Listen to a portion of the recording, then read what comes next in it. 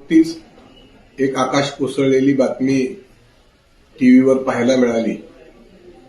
राज्याचं सलग 5 वेळा उपमुख्यमंत्रीपद अतिशय नेटकेपणानं, स्वच्छपणानं ज्यांनी या राज्यामध्ये एक स्पष्ट वक्तेपणा म्हणून स्वतःचं नाव अनेक तरुणांच्या हृदयामध्ये निर्माण केलं, अशा या लाडक्या दादांचा विमान अपघातामध्ये नुकताच मृत्यू घोषित केलेला आहे.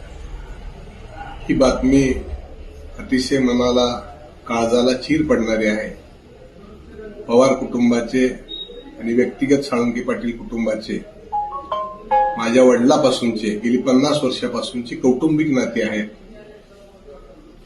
आणि या दादांच्या जाण्यानं फार मोठा दुःखाचा डोंगर देशावर, राज्यावर, लाखोंच्या कार्यकर्त्यांच्यावर आणि माझ्यासारख्या कुटुंबातल्या व्यक्तीवर कोसळलेला आहे. मी आदरणीय दादांना साळुंखे पाटील कुटुंबियाच्या वतीनं भावपूर्ण श्रद्धांजली अर्पण करतो.